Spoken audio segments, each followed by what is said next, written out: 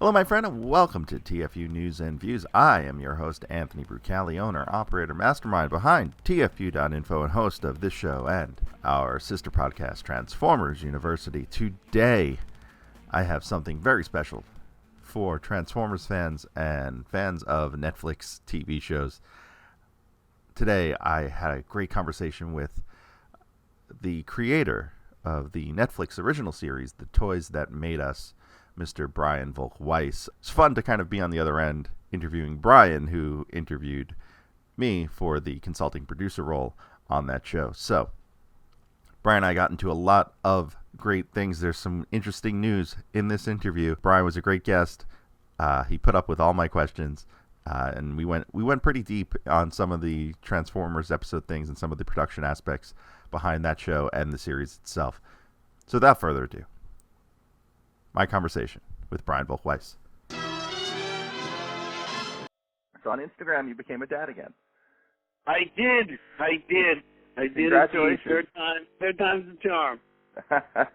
I do have a quick question about that before we get into the Toys That Made Us stuff. Your third child's son's named Truman? Or all of your kids are named after presidents? Correct. Wow. What are you a big presidential buff? How does that happen? I'm a big history buff. I'm a huge history buff. I mean, and that definitely is a big part of the origins of the Toys That Made Us. But yeah, I'm a huge U.S. history buff. Oh, that's fantastic.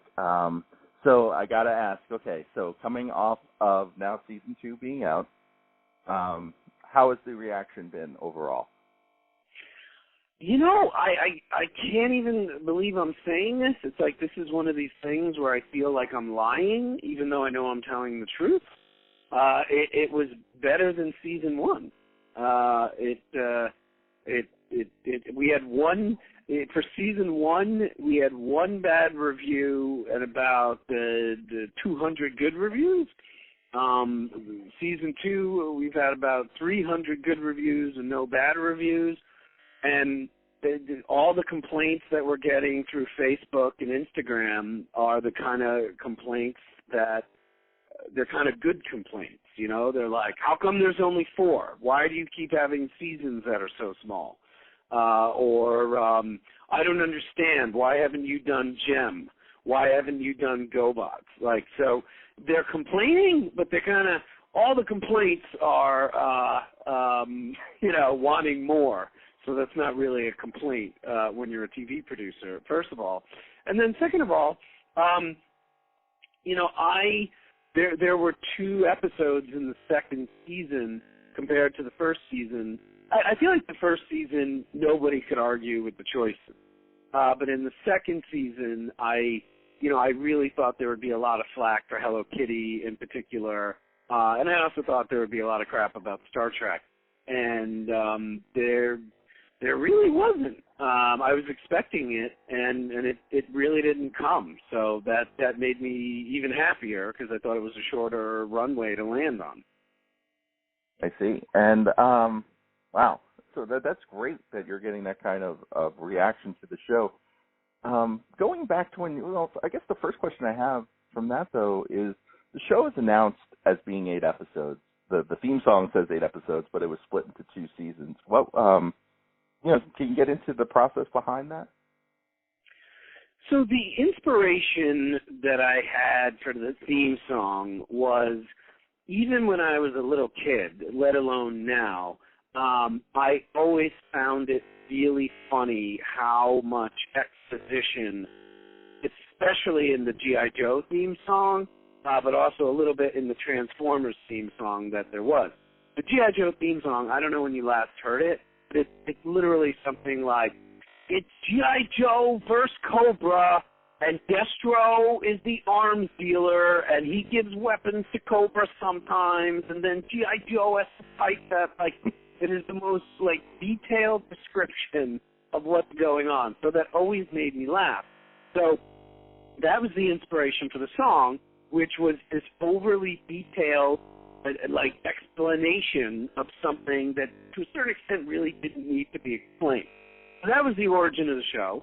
I never like to assume that, I'm going to get more seasons. So we put in the 8 episodes. So that's how it came to be. My solution, so when season 3 comes out, this is how we're handling it. Was I remember back in '87 when everybody was like, they said Star Trek was a 5-year mission. How are they going to change it? How is it going to be like not a 5-year mission? And then one day I sat down and I saw Star Trek The Next Generation for the first time, and Picard, instead of saying 5-year mission, said a continuing mission, and that's what we're doing. So when you hear the new song, it's going to, instead of an 8-episode series, it's going to say some version of a continuing series, which was inspired by Star Trek The Next Generation. Oh, that's fantastic. You do that nerd complaining voice a little too well. Like you've heard it a lot of times. As a nerd, it comes easily to me. And by the way, my wife, who is not a nerd, that is definitely her impression of me. I'm kind of doing an impression of her, doing an impression of me, truth be told. That's fantastic.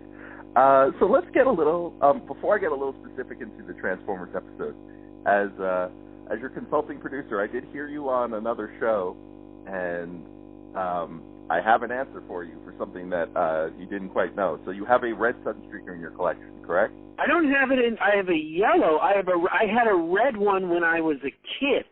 Right. And looking back on, I didn't know what it was because I was so young. Looking back on it now, I'm like, what the hell was that?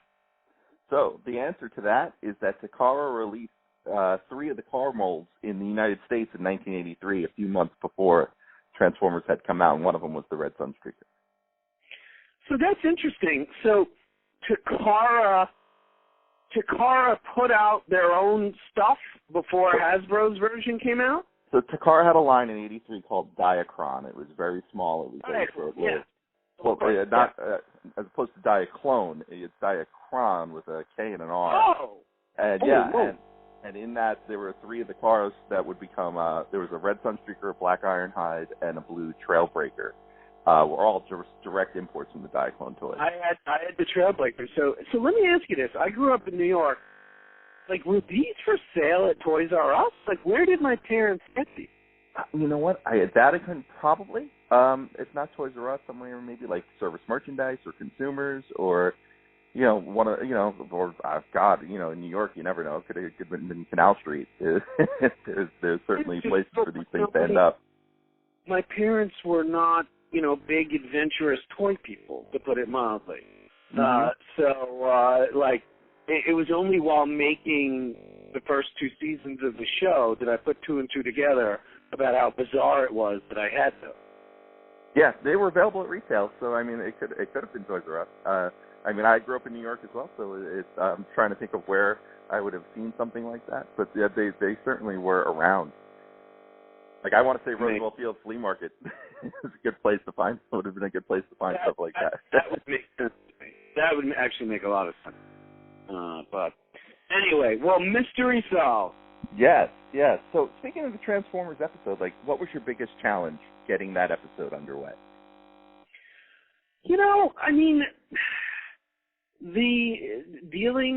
By complete luck, I had shot a pilot for MTV the year before in Japan.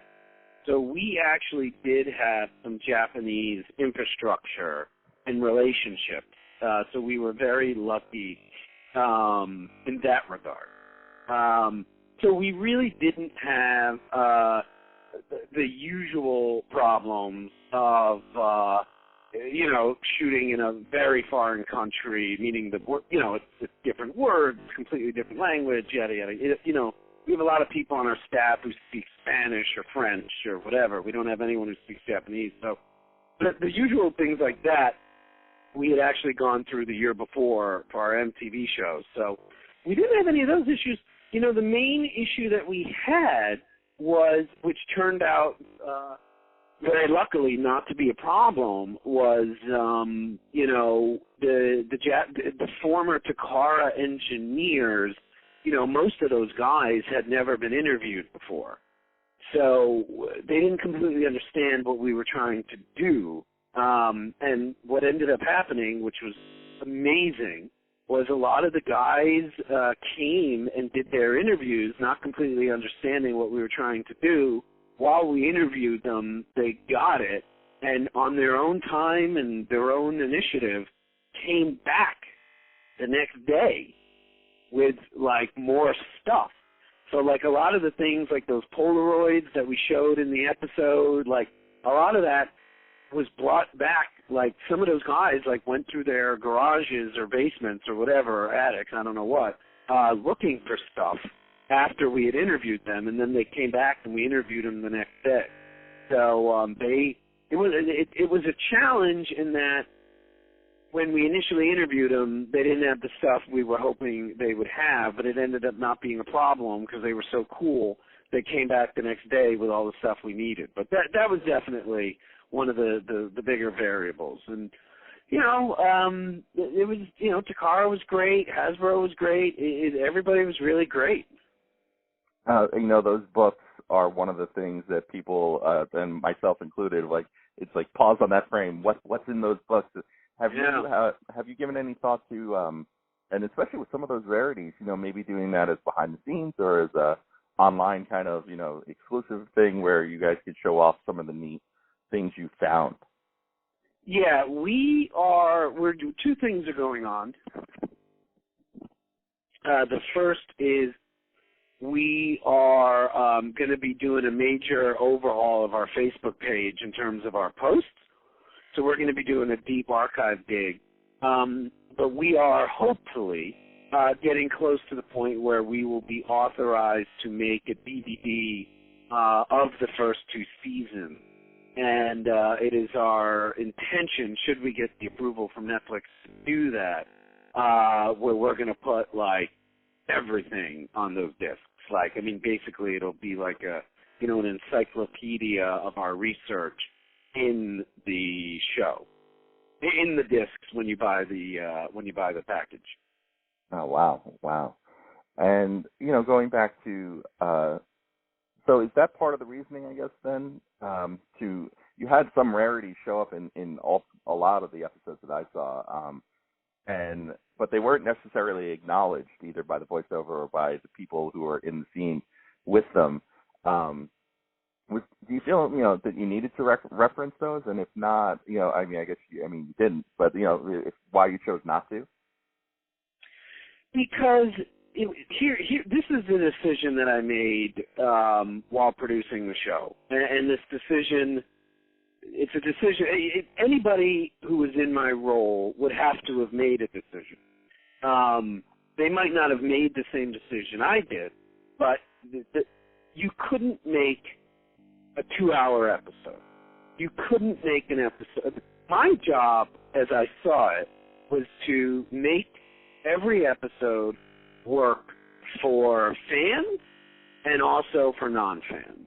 What I wanted to do, I want to make as many episodes as possible. I am hoping we get the opportunity to make, around 20 episodes.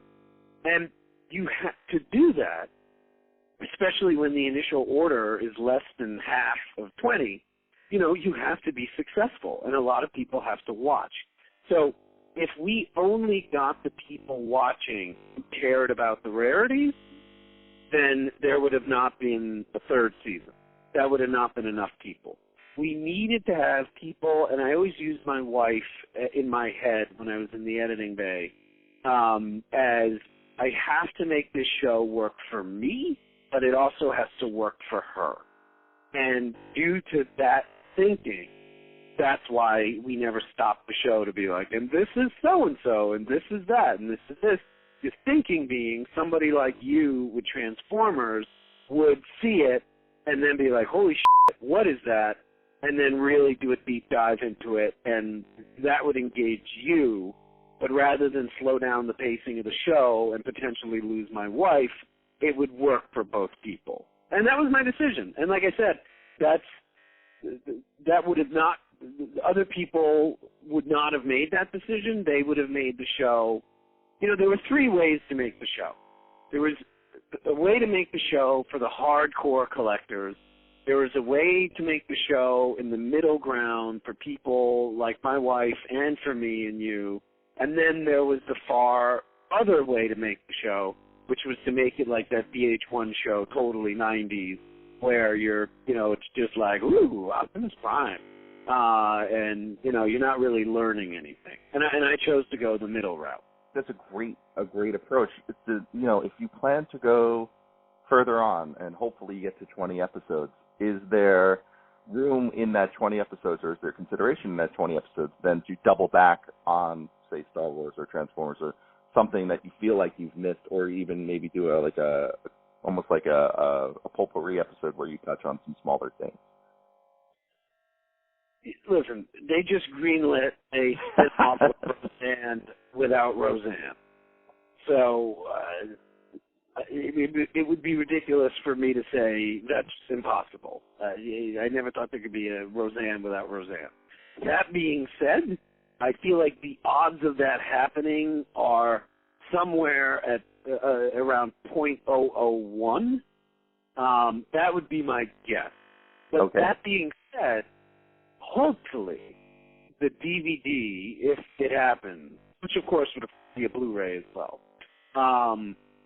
hopefully that will make people like you and me very happy with the extra details and stuff. So, a big part of why I want to do it is for that reason, to put all that stuff out there that we didn't get to do.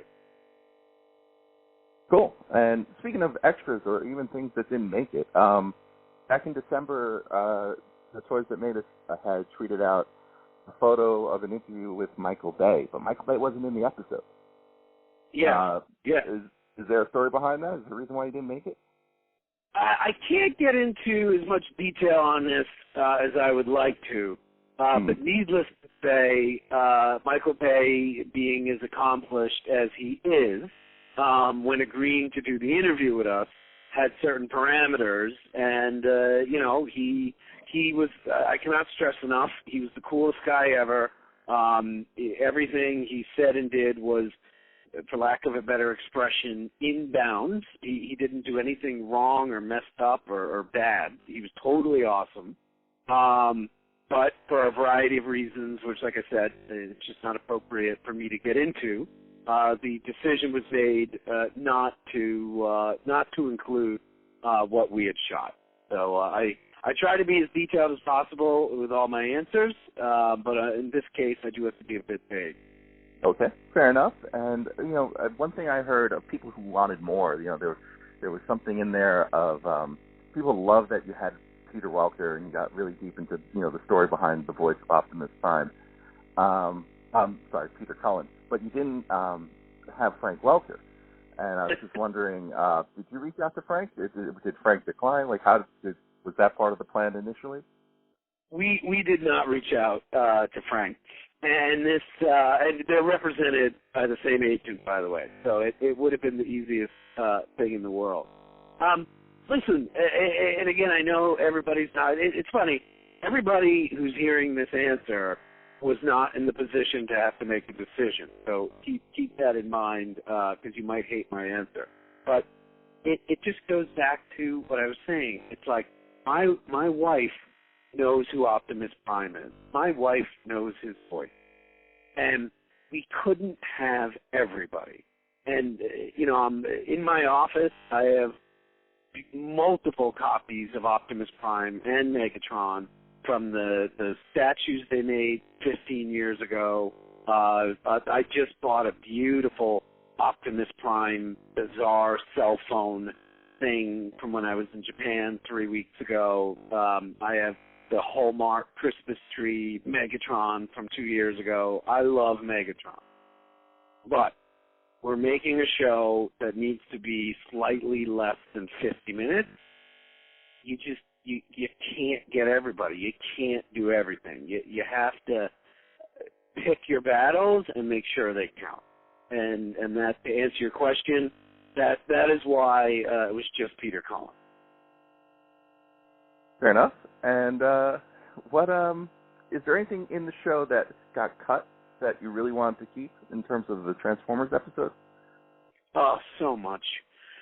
so much. I mean, the first cut of the Transformers episode, I think, was a little bit over 90 minutes. I was probably close to 100 minutes. I mean, we, in the first cut of the episode, we really did a much deeper dive into Takara. We also did a huge dive into into the whole Beast Wars. We did basically, the main thing that got cut, and I know a lot of people are upset about this, and I don't blame them. They're absolutely right to be upset, is that we really kind of spent 85% of the episode talking about G1, and then did not, and then, it was like, hey, the Beast Wars happened, and then it was like the credits started. So we did it. We had probably about an 8 or 9 minute section on Beast Wars. So that's definitely a lot of stuff that got cut. Oh man. Same thing happened on the Star Wars episode. The Power of the Force line, basically, we had a good 8 or 9 minute section on that was reduced to about 9 seconds of screen time. So yeah, it was painful, man, fucking painful. Oh, man, you figure, okay, I guess the question here is then, how do people push Netflix to get you guys to get the DVD permission? Don't do that. That would drive an end. So yeah, please don't do that. Listen, I feel very confident we're going to get it. It's just a matter of when. Okay. And speaking of you being in Japan, I saw on your Instagram that you were there, and it seems that season 3 is underway. Can you speak to what you were shooting in Japan, or what you're going to cover in season 3? We are announcing the toys we are focusing on at Comic-Con, San Diego Comic-Con. But that being said, since you follow me on Instagram, you must be sick of seeing my children. You probably can figure out one for sure, and probably have a pretty good guess on at least one other, possibly two. So you have a panel at San Diego? Yes. Is there a date and time that? It's a phenomenal question. It is the Thursday at 1:00 panel. 1 p.m. You might be going right up against the Transformers panel. No, I think it's a little bit after. Well, I'm actually relieved to hear that, because one thing I have learned from making this show is that Transformers fans are the most rabid. So if all the Transformer fans are at a different panel, I'll probably be lucky because they are probably very angry due to you've been very nice and kind with your questions, but I have a feeling they would be praised a bit more aggressively at a panel.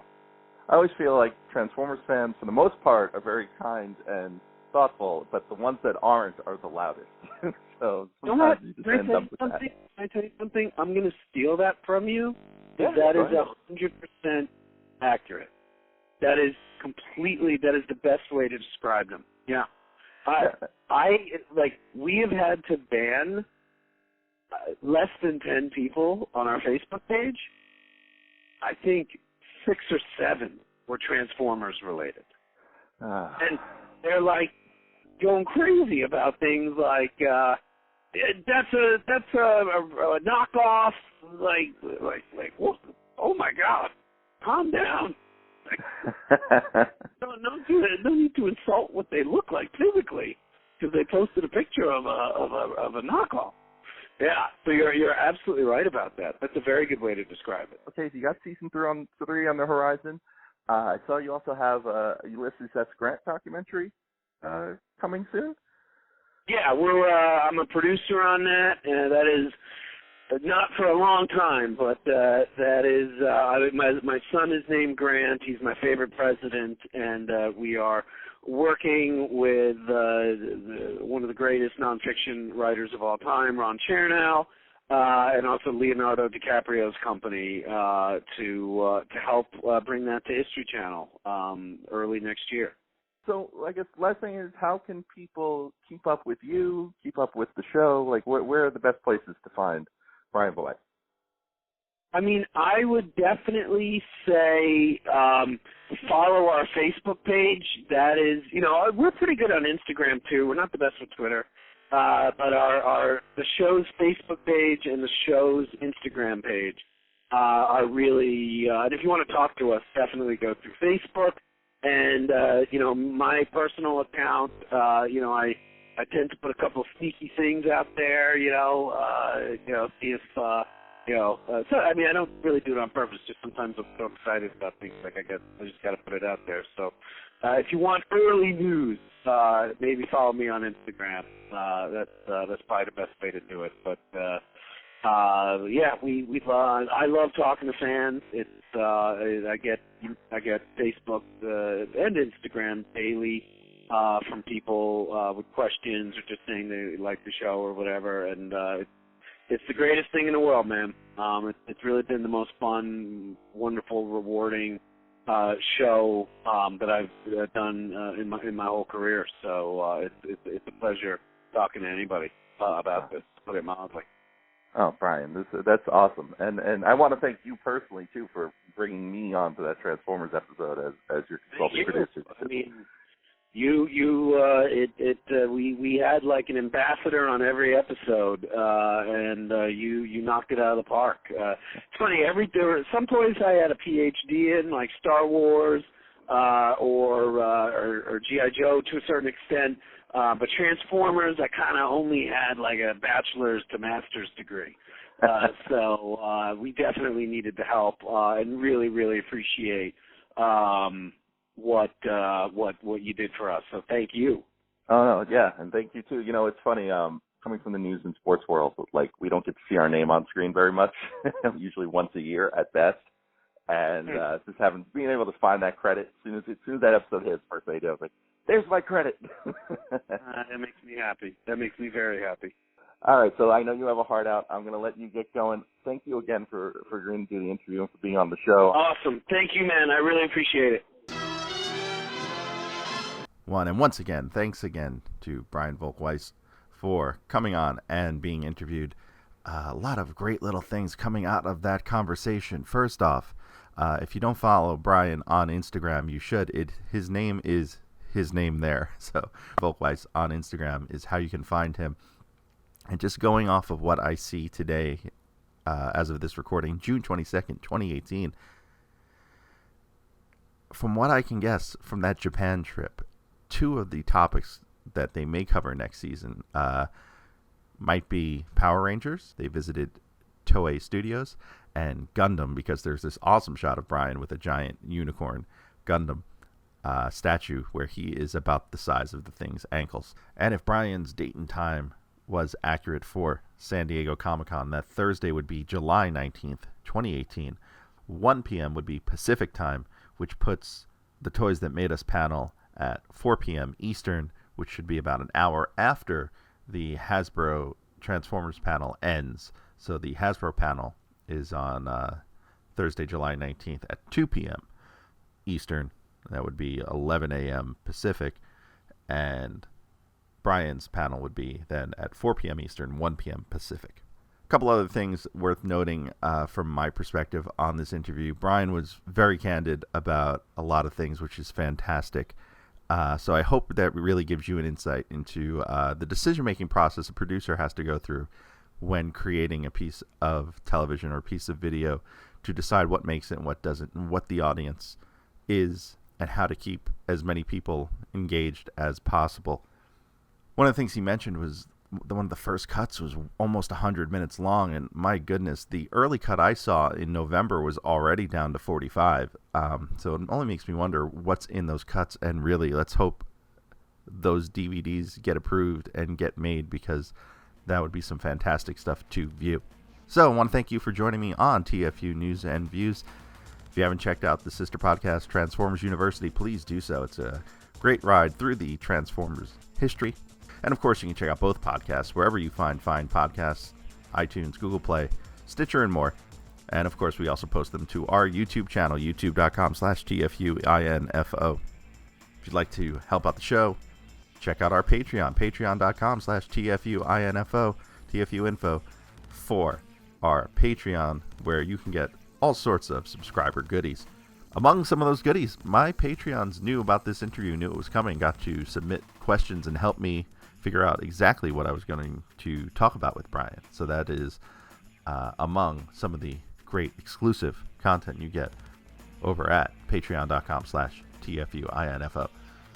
The website, TFU.INFO, the Twitter account, TFU_info, and the Facebook and Instagram, either one.com/TFU.INFO.